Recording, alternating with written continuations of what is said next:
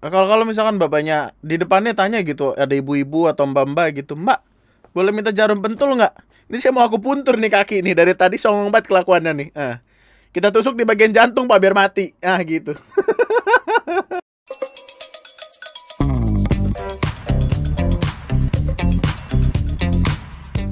Iseng pasang cincin di alat kelamin malah tidak bisa dilepas. Pria di Wanareja, Cilacap minta bantuan damkar. Ya ampun, nah aja kayak kue. Bro, nyapa sih? Masalahnya gini, lu bisa ngeliat fotonya dulu kan. Ada satu, dua, tiga. Satu bapak-bapak nggak tahu siapa, dua anggota damkar. Lagi ngeliatin titik, kemasukan cincin. Dan satu bapak-bapak berusaha mengebor cincin tersebut, menggerinda cincin tersebut. Apa yang ada di pikiran orang ini sekiranya? Mungkin lu bisa tahu, mungkin lu bisa tebak-tebak. Ini 28 Juni. Pria berinisial RAS, 30 tahun. Ya Allah, Pak, udah umur aneh-aneh aja sih. Asal dusun Sang Luhur, Desa Limbangan, Kecamatan Wanareja, Kabupaten Cilacap, ini harus menanggung malu. Kenapa harus secara detail dijelaskan ya? Kan orang jadi tahu ini siapa, rumahnya di mana. Kan dia kalau ke pasar malu jadinya. Ini yang kemasukan cincin ya. Iya. Aksi isengnya memasang cincin berdiameter kurang lebih 2 cm di alat kelaminnya berakhir duka karena tidak bisa mengeluarkan cincin dari alat kelaminnya saat mencoba melepasnya. Ini akan terdengar jahat sih. Diameter cincinnya 2 cm. 2 cm itu segini. Kelihatan gak sih? Coba diameter ya, cincin ini ya. Iya, cincin ini diameternya juga 2 cm. Ih, pas lu, sumpah, gak bohong gua. Nih, ini kan 2 nih, kelihatan gak sih? Enggak ya? Kan 2 nih. Ini 2 cm nih. Tapi masa ya segini, bro? Oh iya bener. Kan ini masuk di linking di jari manis gua. Berarti segini. Dan kalau misalkan kalimatnya adalah bisa dimasukin tapi nggak bisa dikeluarin, berarti sejempol, sejempol lah. Sejempol lah. Kenapa kita jadi ngurusin ukuran titik orang ya? Maksud gue ya, at the first place gitu, aneh banget isengnya tuh kayak gitu. Karena tidak bisa melepas sendiri, RAI sempat dibawa ke RSUD Majenang. Aduh ya ampun, gue dosa gak sih ketawa, astagfirullahaladzim. Tetapi pihak rumah sakit tidak sanggup menanganinya dan merekomendasikan untuk pergi ke rumah sakit lain. Adik korban kemudian berinisiatif melaporkan kejadian dan meminta bantuan ke Pos Damkar Majenang karena mungkin sebelumnya pernah dengar berita atau kan kita juga sempat bahas kan ada orang di salah satu daerah juga masih di Indonesia itu terjebak dengan hal yang sama, cuman waktu itu perkaranya itu tindikan. Kalau tindikan kan beda ya, tindikan kan cok gitu ke dalam, kalau ini kan cincin. Terus Slamet Riyadi, petugas pos damkar, menceritakan saat mendapat laporan kondisi korban sudah susah berjalan karena ya mungkin sampai darahnya beku, darahnya nggak gerak gitu. Gua ngebayangin warnanya kayak udah ungu banget itu, kayak blueberry. Nih mungkin dan karena sudah susah berjalan, akhirnya damkar lah yang turun tangan. Untuk mengeluarkan cincin dari alat vital, petugas damkar menggunakan gerenda manual dan gerenda modern. Damkar sempat kesulitan ketika mencoba menggunakan gerenda manual karena cincin tersebut ternyata berlapis 2. Hah? Kayak gini apa ya? Ini kan lapis 2 nih, atas bawah. Sejumlah kendala dihadapi petugas saat mencoba. Ini detail sekali ya. Maksud gua, ini lebih detail dari yang sebelumnya kita bahas loh. Di antaranya korban sempat merasa kesakitan saat cincin tersebut digerenda. Posisi cincin yang berada di pangkal alat kelamin menjadi kesulitan tersendiri bagi petugas. Kita kurang lebih memerlukan waktu 1 jam untuk melepaskannya. Dari pengakuannya, korban yang berstatus duda beranak 1 ini mengaku baru memasang cincin di alat kelaminnya 4 hari yang lalu. Selama 4 hari, ini orang udah kencing apa belum kita nggak tahu. Kan artinya tersumbat dong harusnya. Sakit loh pasti itu, gua jari deh kalau misalkan cincin nyangkut yang sampai biru gitu, itu aja sakit loh. Ini alat masa depan ini.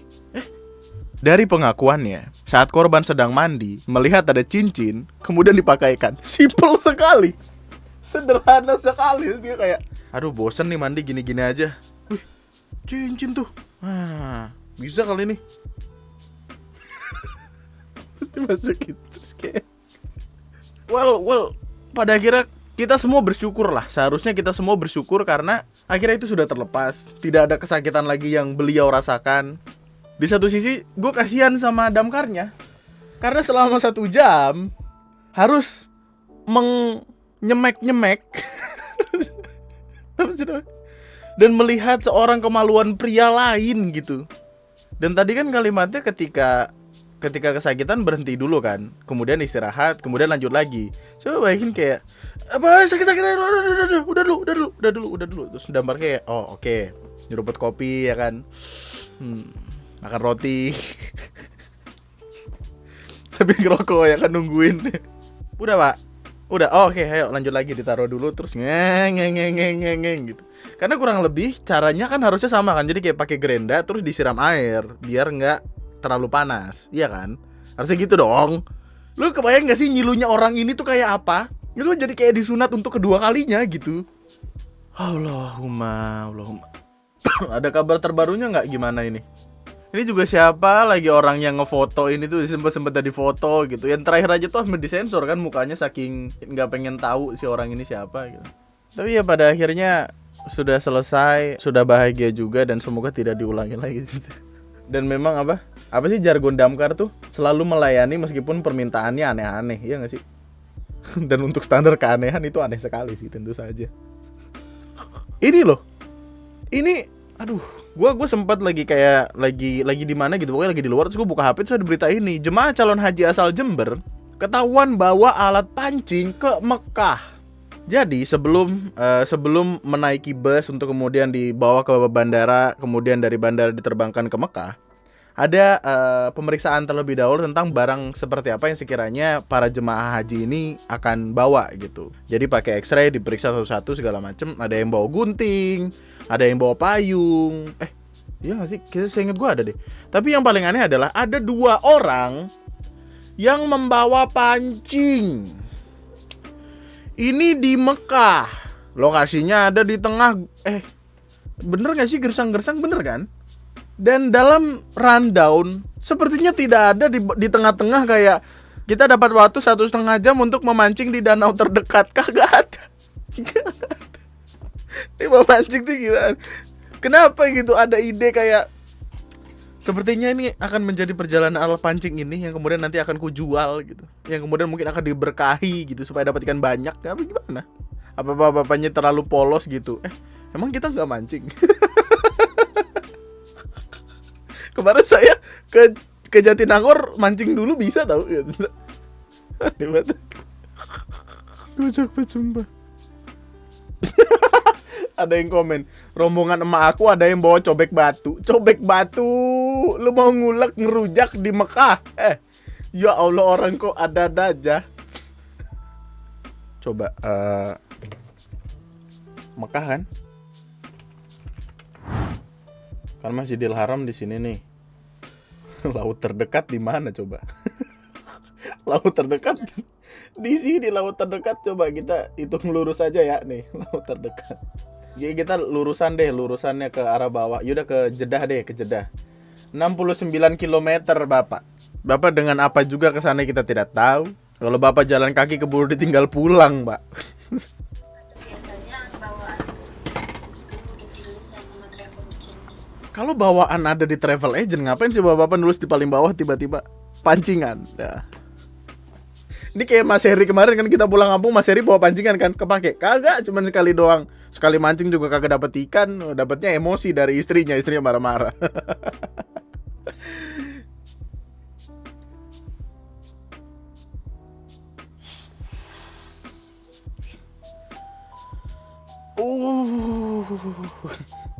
Saya lagi naik kapal dari pelabuhan Kolonodale ke pelabuhan Saliti.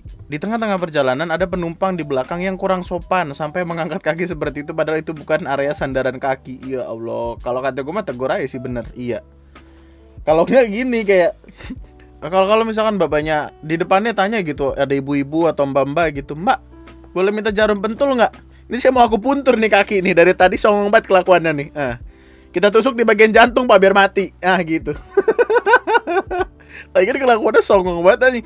Ini 11-12 kayak kaki yang ada di bioskop, 11-12 kayak kaki yang ada di samping waktu naik pesawat. Orang-orang kayak gitu tuh nyebelin, mana mending kakinya wangi. Ini apa? Ya Allah. Ternyata emang gak tahu diri. Ya Allah. 11-12 lah ya. Tapi gue jujuran memang juga akan merasa canggung ketika kita naik kereta ekonomi, apalagi yang jurusannya jauh-jauh kan. Kadang tuh oke lah kalau depan kita cowok, kita bisa kayak kong kali kong, kayak bro nanti gantian ya, meskipun nggak kenal nih, tapi kami sama-sama paham apa yang terjadi. Nanti gantian ya, kalau kaki lu mau selonjoran, kaki gua ke samping gitu. Jadi posisinya tuh ini dengkul gua, ini dengkul dia di tengah, dengkul gua lagi, dengkul dia gitu. Jadi kayak gitu men. Tapi kan kalau cewek kita rada bingung ya, maksudnya ini tuh masa depan gua nih gitu, tiba-tiba di depan kaki orang yang gua nggak kenal gimana nih, ntar tiba-tiba apa keretanya ngejedak terus ketendang gimana. Masalahnya kalau kita lakukan hal yang sama, which is menaruh kaki di bangkunya dia, nanti salah kan gimana gitu. Kita kan sebagai laki-laki tuh bingung men. Mungkin ada beberapa dari lu yang sering naik kereta ekonomi, mungkin lu bisa kasih tahu kami ini yang jarang-jarang. Gue tuh baru berapa kali gitu naik yang ekonomi, kayaknya baru sekali deh. Setelah itu karena kapok jadi make eksekutif, bener-bener yang kapok banget gitu soalnya. Apalagi kalau nggak kenal, apalagi kalau introvert parah ya kan. Gue lebih milih samping gue, depan gue ibu-ibu dah, diajak ngobrol enak gitu. Kuliah mas? Enggak bu, kerja gitu. Dari mana asalnya? Oh Bekasi. Oh ada tuh temen ibu juga di Bekasi. Bekasi luas. Kabupaten Bekasi tuh sampai ujung. Daripada begini coba dah. Tapi ya kita nggak tahu nih. Mungkin ini terjadi karena mungkin ini temannya. Kita berusaha positive thinking aja. Siapa tahu temennya jadi santai.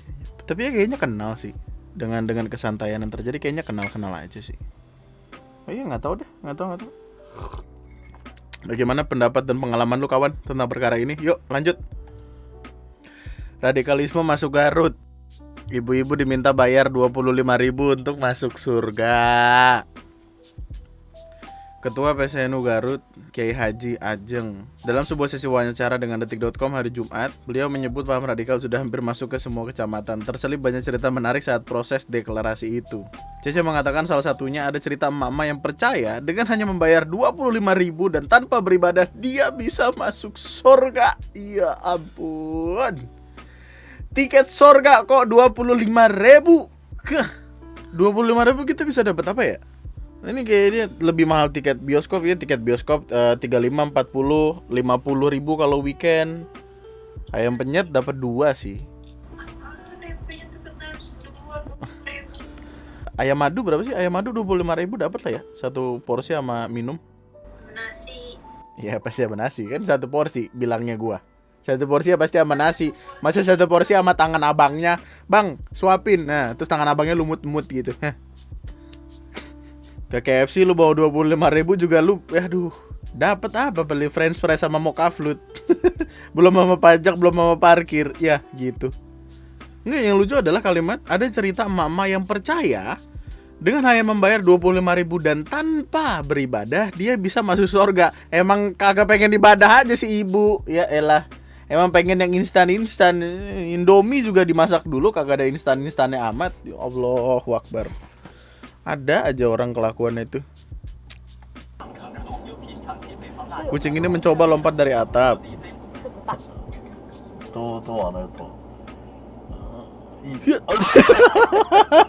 Sebenernya kalau dipikir-pikir lucu ya. Ini kalau ini Cici, itu gue ketahuan kenceng banget sumpah dah. Kok dia dapat aja ya? Iya pantang menyerah, tapi kan oke, naik lagi. Dan kayak orang-orang di situ nggak sadar banget gitu. Ya. Ini atau mobilnya habis dilap pakai ini apa sih namanya yang buat menggilap itu, yang kalau ditaruh di jok lu melorot mulu, nah gitu kayaknya. Jadi licin. Gitu. Coba terus Cing. Sampai sekarang sebenarnya kucing ini masih berusaha. Satu hari yang lalu udah 24 jam tuh kucing masih berusaha. Aduh ya Allah. Ini tembok kagak bisa gue jebol aja apa ya? Ya Allah. Panggil kontraktor dah, ini gue pengen lewat gitu. Oh ya, by the way, ini adalah update tentang motor-motor apa saja yang tidak boleh menggunakan Pertalite subsidi, yaitu kendaraan roda 2 dengan mesin di atas 250 cc bakal dibatasi. Hah, di atas 250 cc berarti CBR 250 masih boleh dong hitungannya. Misalnya CBR 6,5, CB 500, CBR 600 RR, CBR bla bla bla bla. Ini motor-motor gede kok rata-rata. Jadi ya pada akhirnya nggak ada efek apa-apa untuk orang-orang yang benar-benar butuh subsidi dong berarti. Karena kan pada akhirnya motor-motor itu emang harusnya pakai Pertamax gitu. Ketika mereka pakai Pertalite ya kurang serak aja gitu. Ini motor-motor gede ini tuh powernya gede sekali loh. Maksudnya jadinya tuh pada akhirnya ya emang harusnya dia pakai Pertamax gitu. Jadi ini tidak ngefek ke orang-orang yang pakai Pertalite gitu loh. Tapi ya dengan adanya aturan ini nggak ada lagi tuh motor-motor gede-gede yang tiba-tiba lu ngantri di Pertalite depan lu lah apa nih. Oh berarti NMAX pun boleh ya? Jadi untuk apa kita ribut-ribut sama aturan kemarin gitu kan, bertanya sekarang gitu. Ya, ini ngarahnya pada akhirnya lebih berasa ke mobil dan motor ya udah kita jalanin hidup kayak biasa kan, intinya gitu kan. Emang kalau berita terlalu di-booming-boomingin tuh begitu kan. Kita nggak dapat serapan konteks yang maksimal gitu. Jadinya bertanya-tanya dan pada akhirnya ya udah gitu-gitu doang. 2 orang pemulung terekam CCTV mencuri besi penutup sekolah. Kita kan dulu sempat ngebahas ini ya. Dan ternyata emang gue baru menyadari kalau banyak sekali oknum di luar sana yang melakukan hal demikian. Karena ya yang namanya besi penutup selokan itu kan harus tebal gitu. Maksudnya at least tebal supaya kalau misalkan dilewatin motor, dilewatin mobil, dia kuat menahan beban. Dan karena tebal itu berarti berat. Ketika berat dijual berarti mahal dong. Lumayan itu per kilo.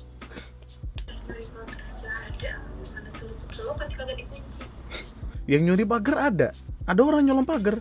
Itu tuh pernah dibahas yang nyuri pagar. Iya juga ya.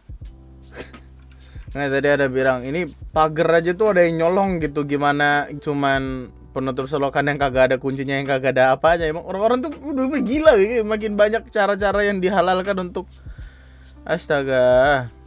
Saya dapat informasi dari tetangga yang sempat merekam. Ada 2 orang laki-laki menggunakan sepeda motor membawa kabur besi pagar rumah saya. Bro, itu pagar.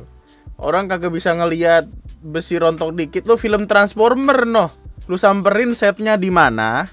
Lu cari itu lumayan besi-besi banyak tuh. Tiba-tiba ada pala Decepticon, lu bawa pulang lumayan. Lu bawa ke pengepulnya bingung. Ini apa, Bro? Kok nyala-nyala matanya? Ya. Wih ada komen bagus. Makanya dikasih miskin terus, nggak ada halaknya gitu. Anjay. Ngeselin emang oknum pemulung. Waktu kakak gue lagi beres-beres habis kebanjiran juga tiba-tiba dispenser hilang. Habis dicuci dan dijemur padahal jalanan sengaja ditutup. Oknum.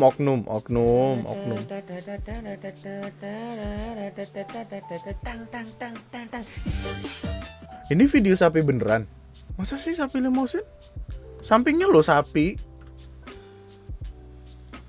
Itu sapi sama anak sapi. Kalau sapi limosin emang gede, tapi ini tuh kelihatannya kayak gede banget gitu loh. Ini monster apa gimana? Bro, bapak-bapak yang tugasnya nanti menyembelih sapi-sapi kayak gini, menurut lu bakal jiper apa kagak? Coba. Bapak-bapak datang udah siap mana nih sapi nih yang mau kita korbankan nih. Tiba-tiba datang. Nah. Ini kaki sama leher gue sama nih gedenya nih, gimana? Ngejatohinnya gimana? Serem loh ini. Sumpah gue sih jiper ya. Coba bayangin. Kan namanya lagi berusaha dipotong, pasti kan ada yang megangin kaki belakangnya kan, diikat atau apalah. Ditendang tiba-tiba, kok surga? Tiba-tiba pindah alam. Kayak ini apa temukannya atau sih Dokter Strange, nyawanya keluar, balik lagi. Serem banget ini, gimana tuh? Astaga. Tanduknya segede ini, Bro. Setang Supra bapak tau gak lu? Wah, ini gue harus cari tahu dulu nih, ini beneran sapi gede apa kagak nih? Karena di perbandingannya di samping kayak ada, gue nggak tahu ini sapi atau kambing atau bayi sapi. Apa angle kamera dari rada ke bawah jadi kelihatannya rada gede gitu. Kayaknya sapi sama kita ototnya gedean sapi dah. Ini bocah nge-gym di mana? Lu nge-gym di ini ya, gymnya Om Deddy ya? Pantes lu. Ini orang-orang yang masang lampu terang banget ngarah ke belakang itu motivasinya apa sih? Pengen tahu dah.